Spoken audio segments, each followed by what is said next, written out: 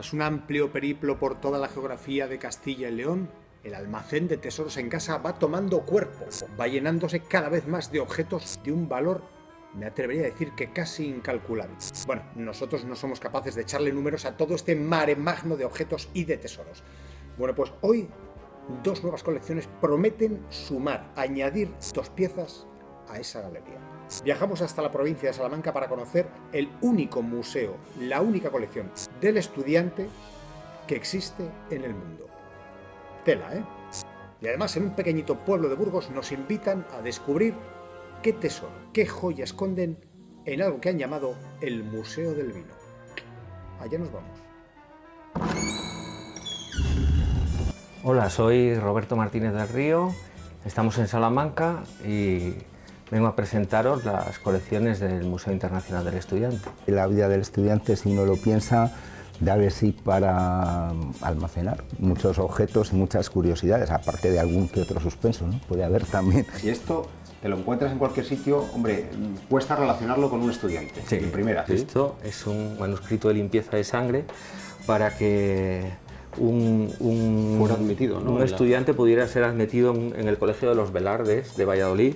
No dejan de ser pedazos de historia muy interesantes cada uno de ellos por lo que representa. Hemos estado rastreando por aquí, hemos encontrado una pieza que pensamos que puede interesaros. Hola, buenas. Soy Begoña, estamos en Fuentenebro, estamos en el restaurante El Rincón del Pasado. Bueno, la verdad es que es una colección simpática. La primera son un montón de miniaturas de botellitas de licores. ¿Cuántas tienes? Pues no te sé decir, pues a lo mejor hay 2000 y pico botellas. Seguramente, entre todos los objetos que tenía ahí en amalgama, seguramente hubiera algo que tuviera valor, ¿eh? Y si queréis ver curiosidades y cosas originales, podéis pasar dentro, que tengo un montón de piezas. No tenemos vinos en la galería de tesoros del programa, nos vendría muy bien si tuvieras tú una pieza... Pues hombre, a lo mejor como pieza sí que yo considere que pueda tener más valor, podría ser, por ejemplo, esta botella. Que puede tener un precio de mercado actualmente de unos 400 euros. ¿Vamos, os parece? Venga, pues vamos aquí.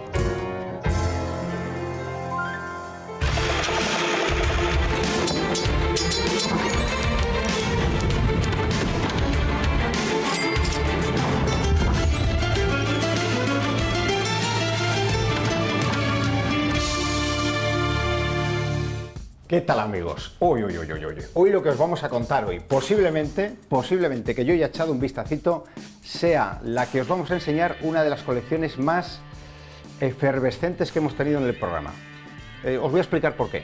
¿Qué tal, Roberto? ¿Cómo estás? ¿Qué tal? ¿Cómo estamos, Miguel? Oye, me tiene entusiasmado tu colección, lo digo verdad, me tiene como cogido. Y fíjate que la época del estudiante pues no es especialmente bien recordada por la mayoría, ¿no? Esos años de exámenes, de estudiar, Bueno, es cierto que se sale también y que hay alguna juerga, pero no sé yo. Y sin embargo, repito, lo que me has dejado entrever tiene una pinta magnífica tu colección. Bueno, yo no estoy de acuerdo contigo, ¿eh? Pienso ¿No? que todo el mundo recuerda sus mejores años como los del estudiante. ¿Será que yo era mal estudiante entonces? ¿Cuántas piezas puedes tener en tu colección? Pues en la colección habrá aproximadamente unas 3.000 piezas procedentes de 72 países. 3.000 piezas. 3.000 piezas. La más antigua es del año 1522 y recorre, pues hay 17 apartados que la gente puede consultar a través de la página web. ¿Que tienes página web? Dinos cuál es la página Sí. web ya, para si alguien quiere ya, venga, vamos a vender un poco. La página es museodelestudiante.com. Ahí están todas las piezas con cierta entidad, están escaneadas para que la gente las pueda consultar. Es la única colección que hay en el mundo, es muy buena, tiene muy buena pinta la colección, porque no hay un museo de verdad donde esto se exponga y se diga, además estamos en Salamanca, ciudad universitaria, voy a meter un poco la chincheta, voy a meter un poco el dedo en la llaga. Pues no lo sé. El año que viene será, dentro de 2 años, el 8º centenario de la Universidad de Salamanca. Lo hemos presentado varias veces a las instituciones, pues confiemos en que en algún momento, pues desde la Junta de Castilla y León, desde el Ayuntamiento de Salamanca, desde la Universidad de Salamanca, podamos encontrar los apoyos necesarios. Bueno, yo desde aquí llamo, por favor, lo que vamos a ver merece la pena estar en un museo y merece la pena no salir de aquí de Castilla y León. ¿Empezamos a recorrer piezas? ¿Nos enseñas cosas? Cuando quieras. Venga. Miguel. Es llamativo, ¿no? Porque la verdad que la vida del estudiante, si uno lo piensa, debe ser para almacenar muchos objetos y muchas curiosidades, aparte de algún que otro suspenso, ¿no? Puede haber también. Y Salamanca sería el sitio, o uno de los sitios, porque Castilla y León puede presumir de haber tenido la primera universidad de España, la de Palencia, pero qué duda cabe que con el tiempo pues seguramente sea Salamanca a lo mejor la más conocida, la más histórica, y es un lugar a lo mejor de referencia para estar asociado a una colección de este tipo. Bueno, esta parte es relativamente sencilla averiguarlo, vestuario, ¿no? Vestuarios, sombreros, vemos un poco de todo. Pues sí, aquí Cuéntanos tenemos piezas, a ver. una pequeña muestra de los trajes y de los tocados estudiantiles, ¿no? Podemos enseñaros pues, desde algunas piezas deportivas como este casco de rugby americano de 1920 aproximadamente. Voy a insistir muchas veces a lo largo del reportaje, pero Sí. piezas originales. Todo absoluta y completamente piezas originales. O sea, con esto jugó un estudiante en su día, o varios estudiantes norteamericanos, al fútbol americano, Por con supuesto, este casco. Con este casco. En el año 38 es cuando se introduce el plástico para hacer los cascos de fútbol americano, con lo cual eso nos permite un poco saber Datar. con anterioridad cuándo podían estar hechos, ¿no? Estas son piezas complicadas de conseguir, además. A Sí. pesar de no ser excesivamente antiguas, estas dos que vemos, por ejemplo, y me decías, hay Sí. algunas que imposible, ¿no? Me decías, por ejemplo, que es de un... Bueno, esto ya lo podemos buscar, ¿no? A pesar de que es un sombrero de tipo napoleónico, este es el sombrero que usaban los estudiantes manteístas españoles a finales del siglo XVIII, principios del siglo XIX. Es un tricornio estudiantil. Eso es curioso también lo que comenta de los estudiantes manteístas, porque se diferenciaba entre los colegiales y los manteístas, ¿no?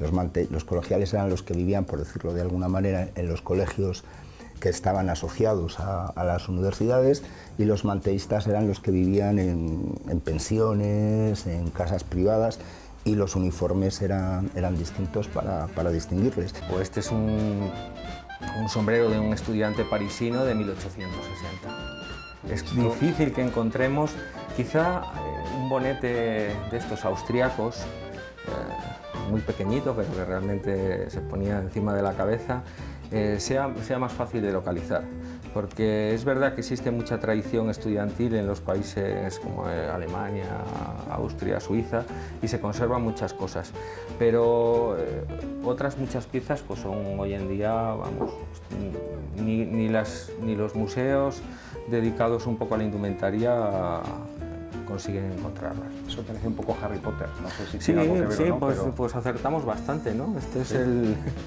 Este es un gorro de lo que sería un atleta de una universidad británica, ¿no? De principios será aproximadamente de 1900, del año 1900, ¿no? Queda claro el interés también por distinguirse dentro de los colegios, especialmente pues en el siglo XIX, siglo XX, podía ser el mismo corte de chaqueta, pero como los escudos, las gorras, lo que buscan es diferenciar a unos colegios, a unas universidades de otras. Y fíjate, si se hace evidente que hasta en películas relativamente recientes y que se trasladan no solo a lo que son las universidades o los colleges que se llaman en Estados Unidos, sino también al high school, a los institutos, lo vemos en la película Gris, ¿no?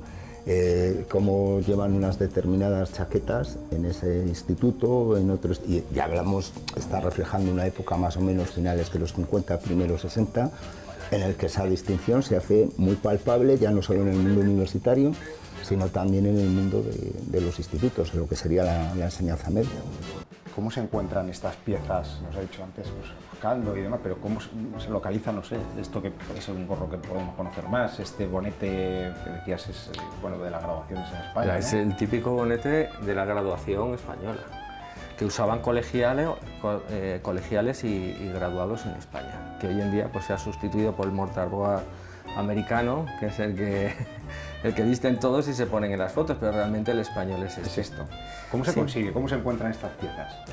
Pues evidentemente siempre hay una labor de documentación muy importante.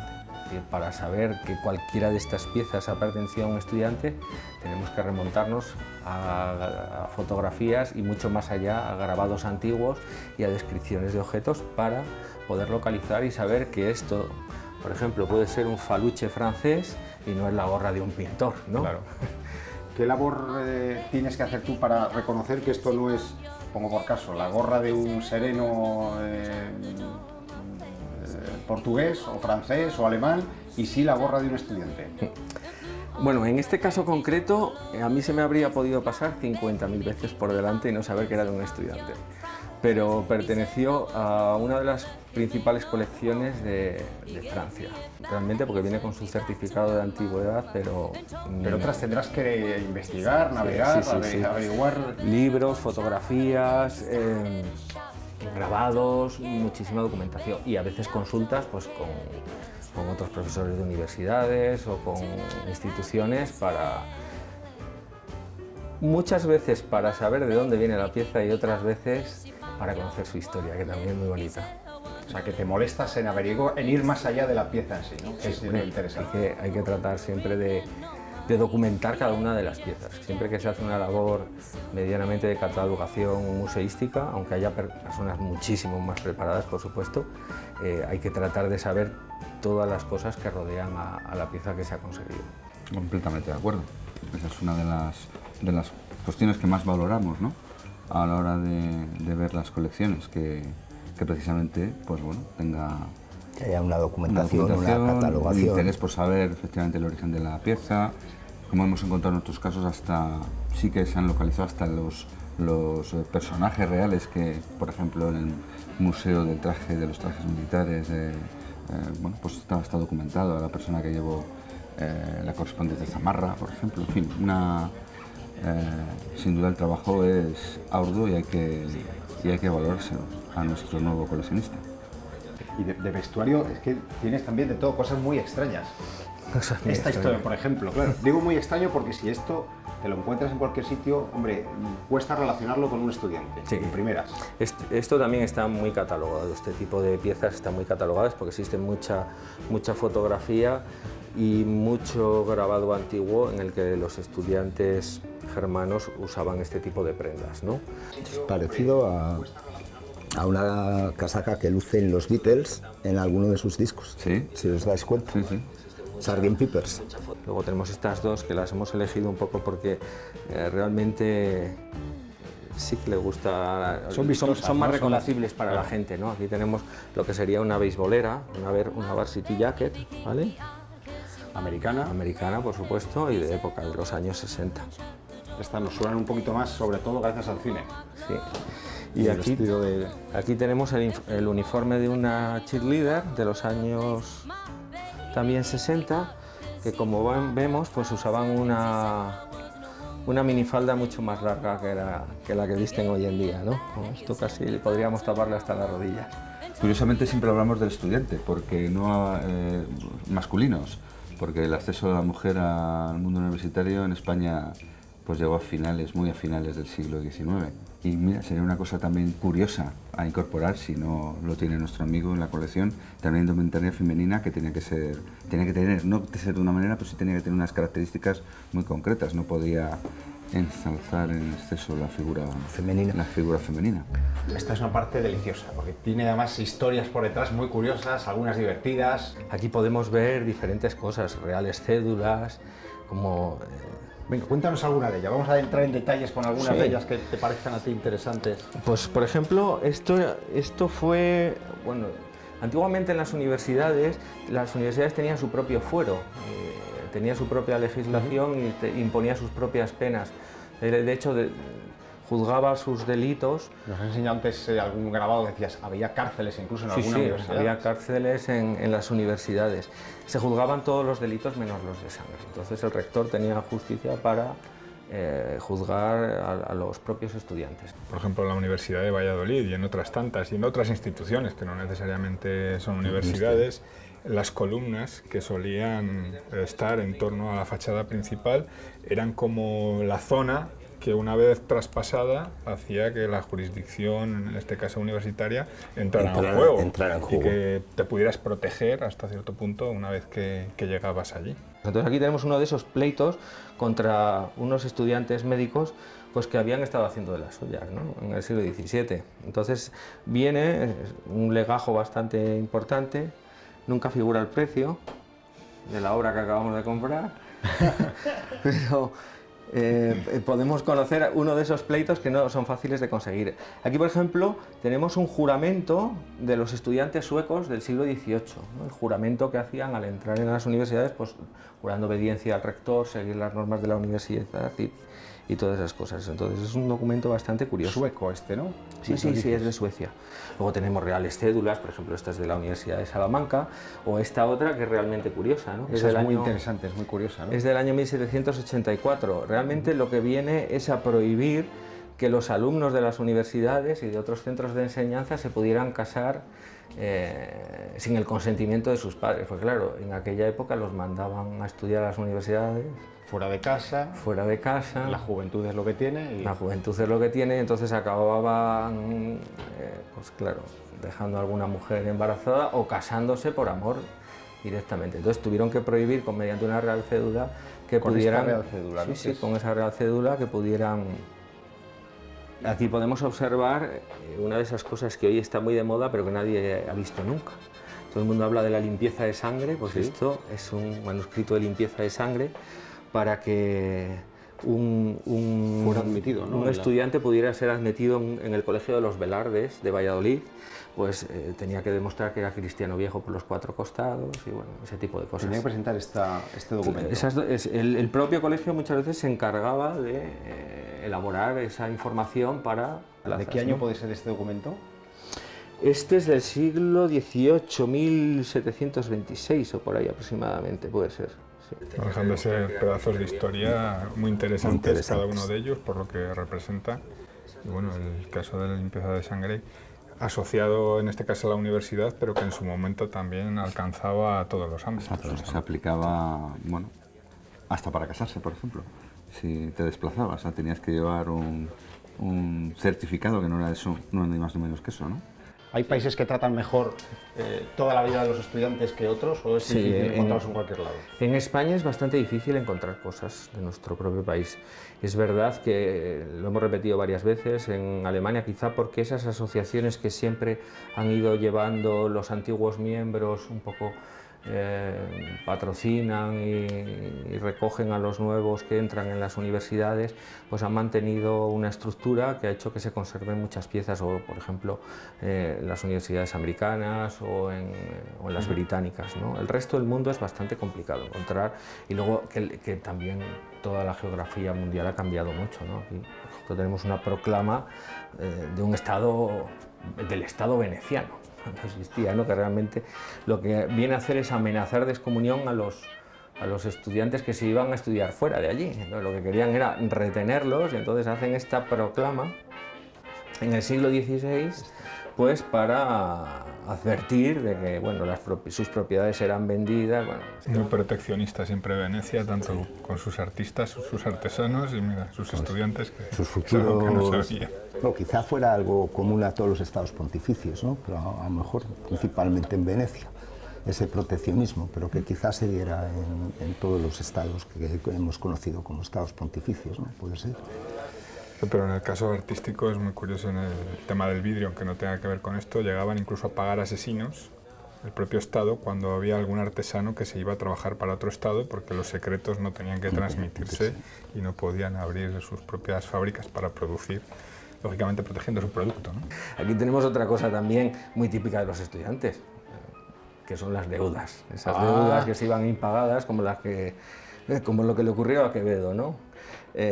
Aquí tenemos, por ejemplo, una deuda que suscribió un estudiante de la Universidad de Salamanca en el siglo XVI, pues con un joyero de la ciudad, ¿no? Entonces, pues aquí se compromete ante 2 testigos que va a abonar esa cantidad.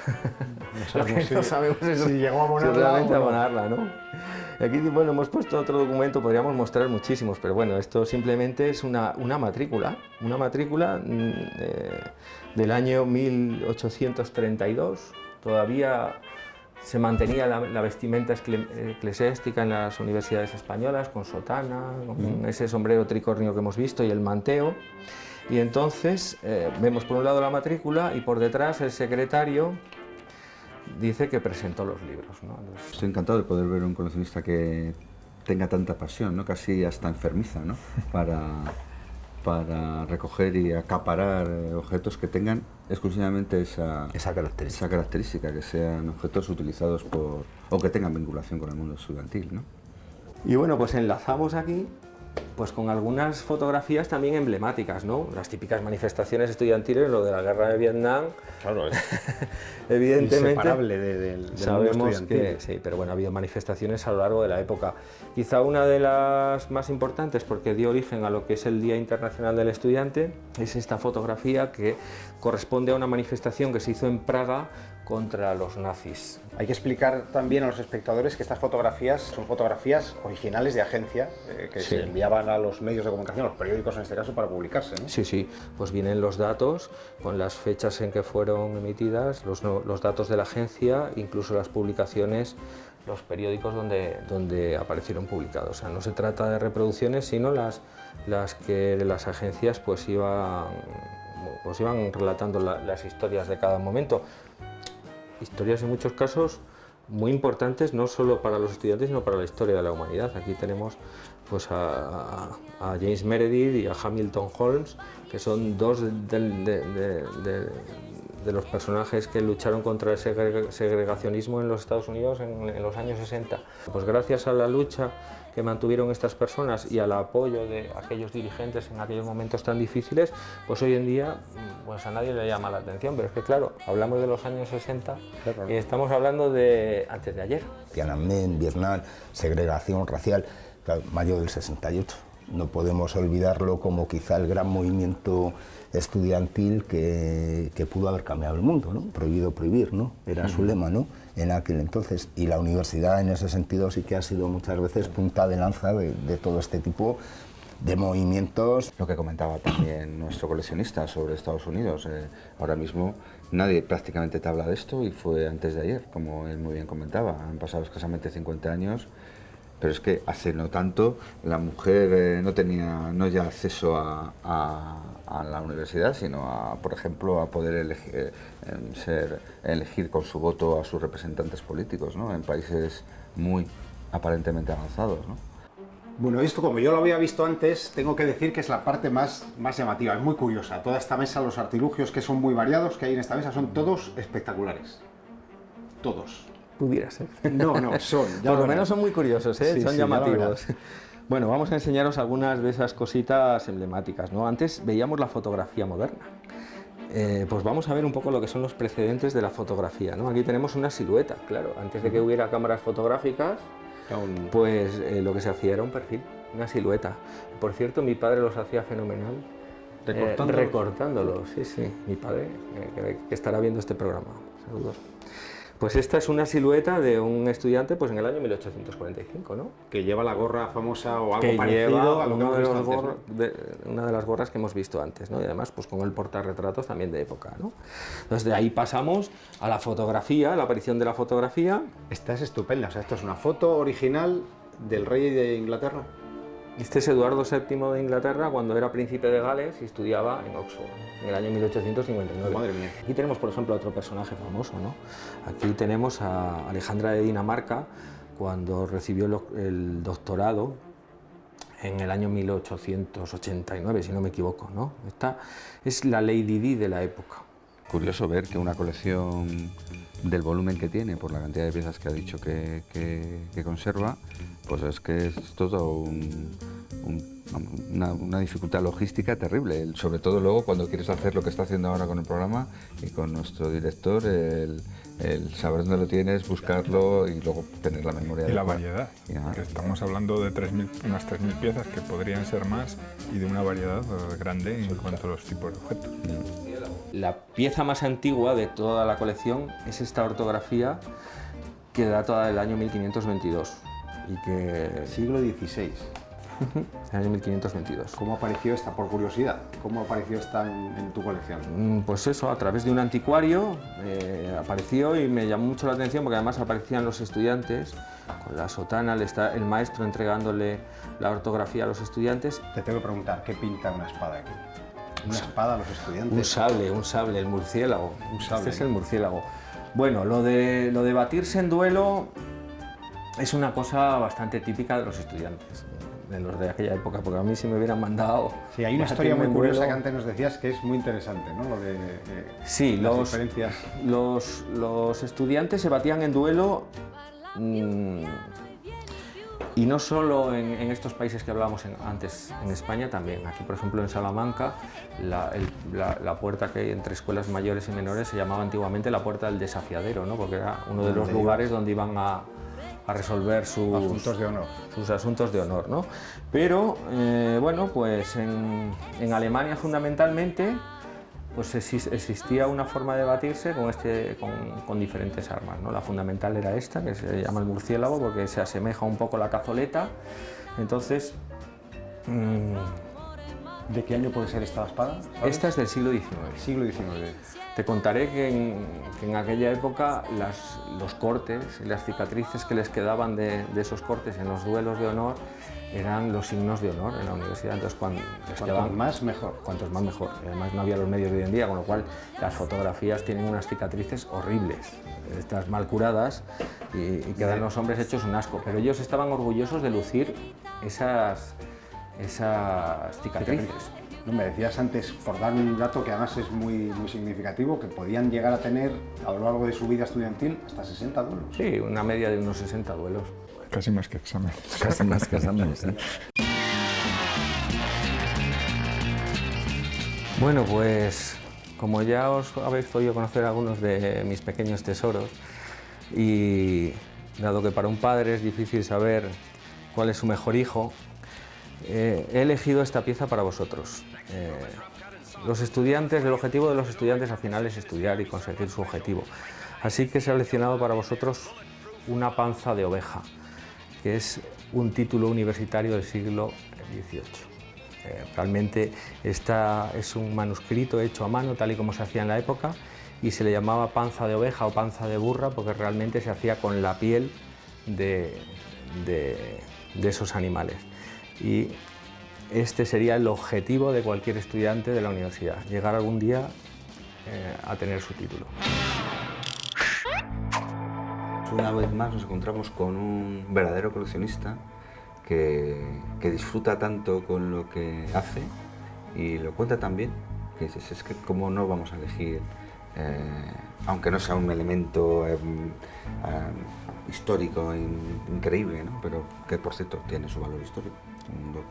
Un título universitario de principios del XIX. Yo quería suponer que iba a ser un título universitario y casi no, he acertado. Y por lo tanto me ha sorprendido gratamente.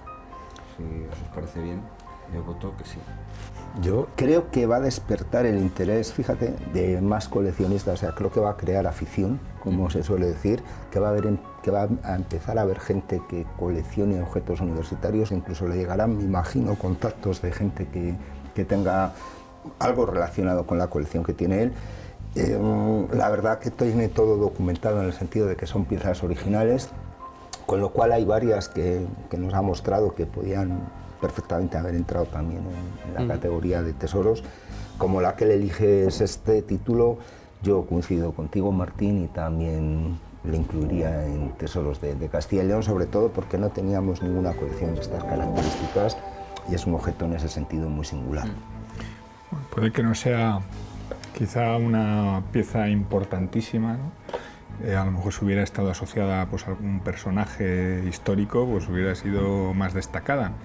Pero creo que se entiende muy bien dentro de lo que es el contexto de la colección en su conjunto. Yo por mi parte también, al igual que vosotros, voto que sí, y casi que echo de menos también que nos hubiera enseñado alguna chuleta, que a lo mejor era lo que nos podía haber mostrado como tesoro. Seguro que las tiene.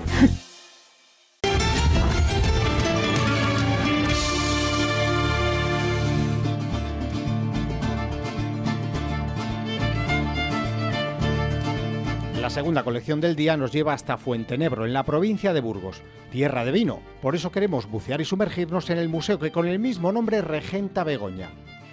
¿Habrá aquí una pieza que pueda ser un tesoro?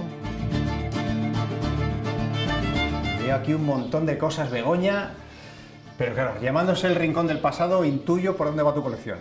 Bueno, no te creas, a lo mejor te vas a sorprender, ¿Sí? Porque lo que estás aquí viendo solo es lo que está en el rincón del pasado, en el restaurante. pero hay otras ¿Hay más? muchas más cosas. Bueno. Lo del Rincón del Pasado, entonces, sí, también es colección y está claro, está a la vista, ¿no? Sí, nada más que veas. Cosas de distintas, además, diferentes.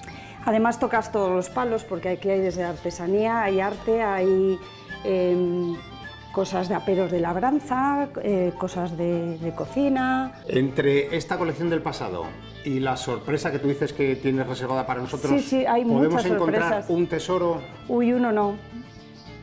Hay muchos tesoros. Para mí son todos, cada uno tiene su Ya, pero tenemos que interés. elegir uno, ya lo sabes, para que nuestros expertos digan. Sí, pues vais a elegir. Yo os dejo que elijáis, que veáis más de uno y vosotros seáis los que elijáis con mira, eso cuál me de ellos gusta. os quedáis. Entonces va a ser complicado.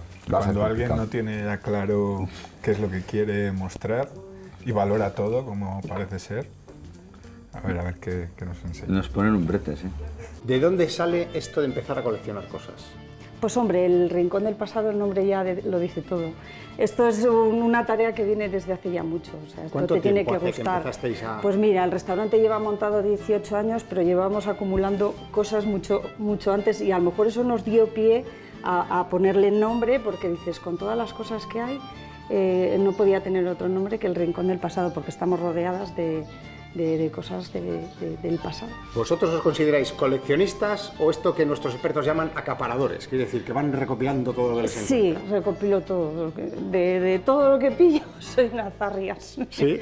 Yo, nada más que veas esto, tengo un pequeño problema. curiosos, hay desde Sí. aperos de labranza, hay unas cositas que antes me decían, no tenemos ni idea de qué No es eso. sé ni lo que es un poco triste, pero...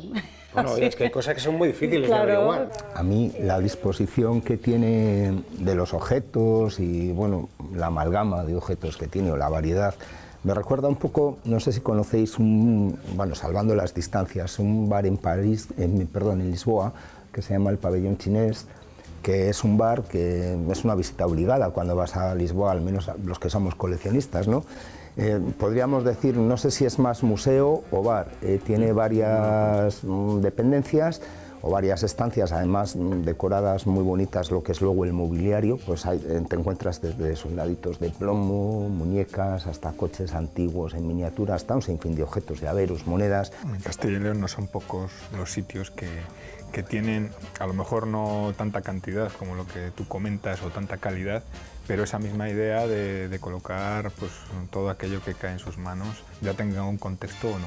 Hay una cosa que a mí me ha llamado la atención, que me gustaría que me hablaras de ello, que es que tenéis Sí. una colección de sombreros, gorros, Sí, utensilios de para la bombero, cabeza, de ¿no? minero, de guardia civil, de correos... y ¿Todos de- originales? Son todos originales, sí. Pues mira, uno de los cascos que hemos hablado de gorros y sombreros que tengo, pues una de las piezas que yo considero que tiene bastante valor, pues es este casco de bombero, que tiene aquí todas las insignias. Casco de y bombero tal. original, de verdad. Original, sí, original, además con una muy buena conservación, porque está por dentro intacto, que se ve aquí todo, hasta yo creo que pone el 85, que no sé si será la talla o sería el número de... Será la talla, vamos a pensar que era la sí, o talla del bombero. Y este casco me parece una pieza como muy... Claro, aquí tenemos un problema, no tenemos ni idea de la procedencia ni el año que puede ser Pues el casco. no, porque muchos han sido regalos, otros han sido compras en anticuarios, o sea, no sé ni el año ni... Bueno, vamos a hacer una cosa, lo enseñamos, que investiguen nuestros expertos, Claro, que para eso están. Muy bonito, ese casco. Un modelo alemán, aunque el casco es español, pero el modelo es alemán, de los años 40. El valor por el estado de conservación que tiene tan bueno lo podríamos dar en torno a los 200 euros. No son extraños de conseguir, es una pieza bastante habitual, no tan bien conservado como este. Y lo que solía cambiar era el emblema, que en alguna comunidad pues estaba adaptado pues, a tener su propio logotipo, Su propio escudo, ¿no? ¿no? Y que es un poco el elemento distintivo. Son más curiosos que estos el modelo de los años 30 que mezclaba el metal y el cuero. Y lógicamente encontrar una de esas características en buen estado es más complejo. Sigo viendo aquí cosas un montón de antiguas, ¿eh? Aquí son las cosas en miniatura, pero hay, como verás, está plagado de curiosidades. Y cada esto es una como con decías una... antes, esto es un poco Diógenes también, ¿eh? Diógenes controlado, pero no sé, se me está yendo de las manos un poco, ¿Sí? pero... A ti no te voy a preguntar qué tiene que tener un objeto para que lo colecciones, con que sea... Distinto, ¿ves? Distinto. Y Es que tenga cada edad, cosa... vale, ¿no? Imagínate, es que fíjate, ¿tú has visto alguna vez un sonajero así? Sonajero, que esto será de los años 40 o Pues los años vete a 30. saber, aunque yo no sé cómo no se asustaban los niños con la cara del muñeco, pero Pues, no lo sé. me resulta muy llamativo. ¿Qué cosas curiosas puedes tener aquí? Pues mira, curiosidades, pues todos son curiosidades, pero que a lo mejor sean más difíciles de encontrar. Pues por ejemplo, un peso de farmacia. Un peso de farmacia, que lo ves así y dices, ¿y esto cómo funcionaba? Pues mira, tenía diferentes Para las equivalencias medidas, ¿no? para las medidas. Muy curioso esa idea de matrioska, ¿no? Para poderlo transportar fácilmente, porque como bien sabéis, pues en la mayor parte de los casos son pesas independientes que requieren pues de una caja más grande para poderlos contener. Son muy bonitos siempre los objetos estos que son relacionados con las balanzas antiguas, que te venían los pesos, con todas las medidas perfectamente identificadas. Lo difícil es encontrarla entera, porque siempre falta alguna piececita. Alguna pesita la de pequeña. 5 gramos o la de... pero y una cosa, un peso así no es muy habitual de encontrar. Pues bueno, antes de ir al museo vamos a entrar aquí porque aquí hay otra colección, o muchas colecciones en una. La primera son un montón de miniaturas de botellitas Pero un de montón, licores. ¿cuántas tienes? Pues no te sé decir, pues a lo mejor hay 2000 y pico botellas. 2000 botellitas de Ya he miniatura. perdido la cuenta un poco, lo curioso es eso, que son de todas las partes del mundo, porque al final cuando te metes en esta historia y la gente viene y te ve esto, pues siempre que van a algún sitio, pues siempre te traen algo nuevo y te dicen, mira, toma, esta botellita te la traigo de Alemania, esta de... Entonces cada una tiene su curiosidad. Si os acordáis los antiguos mueblebares que había en los domicilios, ¿quién no tenía en el mueblebar alguna botellita de esas pequeñas, de miniatura? Pregunta que te hago, ¿sigues incrementando las colecciones, la de botellas, la de...? Sí, es que es como, ya no puedes, te engancha de una manera esto que al final sigues recaudando cosas y volviéndolas a... Y la pregunta que os hacemos siempre a los coleccionistas, si viene alguien y te dice, oye, te compro la colección de botellitas, o te compro esta pieza, el peso que hemos visto de farmacia.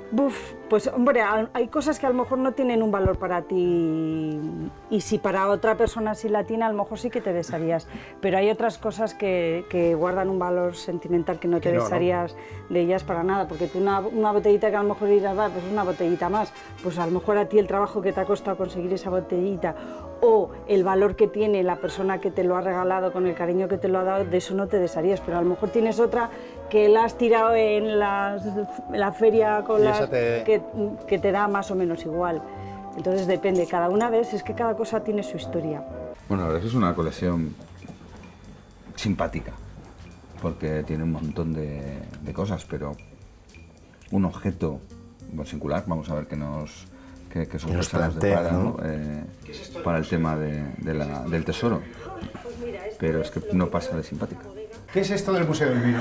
Pues mira, lo primero es una bodega subterránea donde se conservaba antes el vino y donde en algunos sitios se elaboraban, y convertido actualmente en un museo del vino. Entiendo que aquí lo que dais es una visión de todo lo que tiene que ver con el vino, o que tenéis colecciones Pues un poco todo. Se da una imagen un poco de todo el proceso de elaboración y todo lo relacionado con el vino, y a la vez tengo distintas colecciones pues mira, en este caso la primera que se ve nada más entrar es una pequeña colección de botellas de vino. De botellas, supongo que tengan cierto... Algunas antiguas, algunas curiosas, algunas con encanto. No tenemos vinos en la Galería de Tesoros del programa, nos vendría muy bien si tuvieras tú una pieza... Pues hombre, a lo mejor como pieza sí que yo considere que pueda tener más valor, podría ser, por ejemplo, esta botella que tengo aquí. A ver, cuéntanos. Que es una botella de Rioja. Bueno, Rioja, como es de una de las denominaciones más antiguas, pues podemos tener vinos embotellados con más años. Esta, por ejemplo, es de las bodegas de Marqués de Murieta y es una tirada especial de 1925. Yo considero que tiene un valor añadido a todo ello. Porque esto me has chivado tú antes, que alguien que ha visto la botella ha dicho... Sí, ha dicho, uy, ¿sabes lo que hay aquí? Digo, pues vino, pero Murrieta, que tiene su importancia porque fue una bodega riojana que trae los vinos aprende un poco a elaborar vino como se hacía en Burdeos, hablamos de mediados, mediados un poquito avanzados del siglo XIX, 1850, 1860, y es el primer exportador de vino español. De hecho, es Amadeo de Saboya el que le concede el título de marqués por realizar esta acción comercial que dio a conocer un determinado tipo de vino que se producía en España fuera de España. Y en ese sentido sí tiene importancia esa botella que nos ha mostrado de Marqués de Murrieta. Que puede tener un precio de mercado actualmente de unos 400 euros.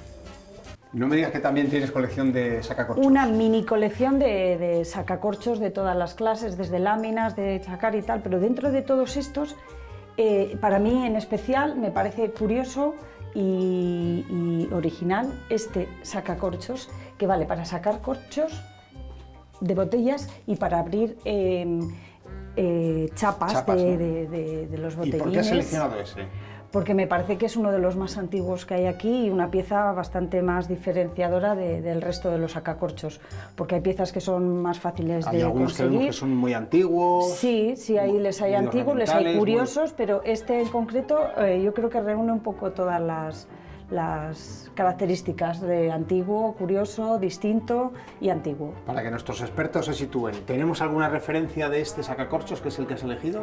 Pues no, ¿Cómo ha llegado a vuestras manos? ¿De dónde ha salido? Pues eso ha sido comprado en un anticuario. ¿Comprado en un anticuario? Sí.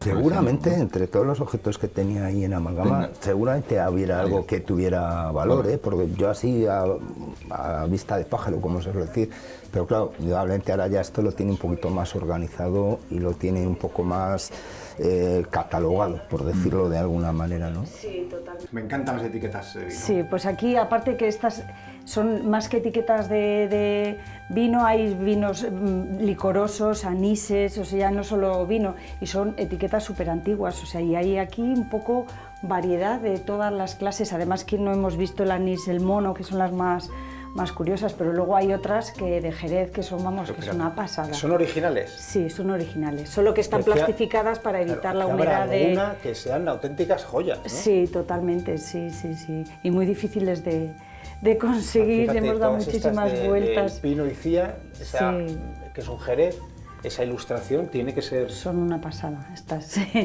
etiquetas. Y luego, bueno, pues curiosidades de botellas de vino que te trae la gente, desde alguien que ha hecho un vino de un grupo de rock que ha hecho una tirada de vino y nos han dicho, pues venga, dejar aquí, mira, los Firrosis nos dejaron hace poco una botellita de vino y nos dijeron, queremos que el vino de nuestra... esto esté aquí. Hay una botella de vino de Héroes del Silencio que salió en una caja que era promocional, que venía en un estuche de madera con la botella de vino y un disco que imitaba un poco a un disco de oro. Y la verdad es que esa caja puede tener un valor en el mercado a lo tonto, a lo mejor de 1.000-1.500 euros. Bueno, y aquí sí que he visto yo alguna cosa. Como estaba hablando de las botellas, el tesoro que nos propones dentro de otro más, las botellas tiene que ver con eso. Pues sí, yo creo que esta pieza que estáis viendo aquí es una de las piezas más valiosas de este pequeño rincón, que es un molde de botellas. Un molde de botellas. Con esto se hacía el molde de esta botella, por que además ejemplo, es una botella original. Que era una de las cosas más valiosas que tenían, más costoso económicamente de poder hacer para hacer las botellas. Que repito, además es una botella original, no es una botella de vino al uso, esa que conocemos bordelesa, ni claro, Burdeos, esto era a conciencia y personalizado del que mandaba a hacer la botella. La quiero así. Pues esto ha sido un regalo, esto ha sido un regalo de un amigo. ¿Y qué sabemos de este molde? ¿Sabemos algo? Pues no, nunca nos desveló. Nos dijo, yo quiero que os voy a traer una cosa que os va a encantar. Y de hecho, la gente que viene al museo y ve esto, nos dice, esto tiene mucho valor. No parece que sea estrictamente una botella de vino, o sea, para vino, que podría ser a lo mejor un jerez, un coñac o algo. Podría ser. Algo así, ¿no? No deja de ser un molde de fundición, Claro. que hecho en hierro, para que aguante todo el vidrio. Todo lo que es soplado en este caso, a lo mejor ya no, podría ser mecanizado, pero para poder extraer un gran número de botellas, todas iguales, lógicamente. Esto ya no tiene nada que ver con el vidrio soplado que convierte cada pieza en única. En única, claro. Pues mira, como veréis, aquí también hay garrafones, y garrafones es una cosa muy normal. Les hay de 1000 clases, les hay recubiertos de madera, de caña, de mimbre, de rafia, pero cuadrados ninguno. Yo creo que tengo uno de los únicos garrafones que he visto que el recubrimiento sea de madera y que sean cuadrados. La Sí. verdad es que yo no he visto jamás en mi vida ningún Y garrafón todo el mundo cuadrado. que ha pasado por aquí pues le resulta súper curioso. Dicen, ¡ay, va, cuadrado! No les había visto nunca. Por cierto, ¿de dónde salió este cuadrado? Pues este pues nos le regaló un amigo que lo tenía entre otros muchos garrafones que les iba a tirar a la basura y lo vimos y dijimos, pero esto no se puede tirar, esto para casa. Hay que decir que la vasija sí que es redonda, ¿no? Sí, todas suelen ser de distintos tamaños, pero en redondo todas, sí. Solo que el recubrimiento, pues bueno, le había de 1000 maneras. Bueno, es curioso, pero también llama la atención como que la fabricación es un poco casera, ¿no? Sí. Que a lo mejor esa rareza está asociada precisamente Porque a que se ha lo fabricaba fabricado alguien exclusivamente como un al- apaño para poderlo seguir usando. O a lo mejor un determinado fabricante, ¿no? Que en concreto les hacía así para alguna utilidad más específica o para transportarles mejor. Que muchas veces se han ingeniado soluciones para 1000 cosas, ¿no? Y entre ellas el transporte de los Pero el objetos. acabado, yo me refiero al acabado, que Sí, tampoco veo como sí. un acabado Muy profesional, muy ¿no? perfecto, muy profesional. Dentro del cuadrado hay una garrafa como cualquier otra. Bueno, señores, ¿cómo lo veis? Difícil, ¿no? Difícil, sí, difícil, pero bueno, la colección es una, sobre todo la última parte de lo que nos ha enseñado nuestra nueva amiga coleccionista está bastante bien llevada. O sea, ahora bien, elegir o elevar a los altares los tesoros de Castilla y León, de nuestro querido programa, uno de estos objetos es difícil, es una decisión difícil. Creo que no, en mi opinión, no tiene el nivel suficiente como para que lo podamos incorporar a la Galería de los Tesoros. Lo más llamativo quizás sea ese molde para botellas. A mí me pasa un poco lo que a ti, Martín, encantándome la colección, viendo que es un sitio que desde luego quiero visitar y quiero disfrutar. Siendo su propietaria una señora encantadora, quizás se me queda un poco escaso, como tú muy bien decías, ese botellero, por decirlo de alguna manera, o para hacer botellas, podría ser esa estructura, podría ser quizá el objeto más destacable que tenga, o esa botella que hemos visto de La Rioja. Pero a mí, sinceramente, me sumo a tu criterio, se me queda un poquito escaso para incorporarlo a los tesoros, a la galería de tesoros del programa. A mí me ha gustado la explicación, me ha gustado ver variedad de objetos que a lo mejor otras veces vemos una sola temática. Es cierto que algunos de ellos no tenían ninguna conexión entre unos y otros, pero ninguno de los objetos que ha planteado, que ha presentado, me parece como lo suficientemente significativo para ser elegido un tesoro, ¿no? Así que por mi parte pues, diría no, con todo el dolor de mi corazón, pero sintiéndolo mucho. Un nuevo tesoro va a engordar las ya repletas estanterías de nuestra galería particular del programa. Se trata, cómo no en este caso, de ese título universitario tan antiguo que nos presentaba don Roberto. Deseando que su colección pueda tener asiento próximamente en un museo y que sea en nuestra tierra, le enviamos desde el programa nuestra más sincera enhorabuena.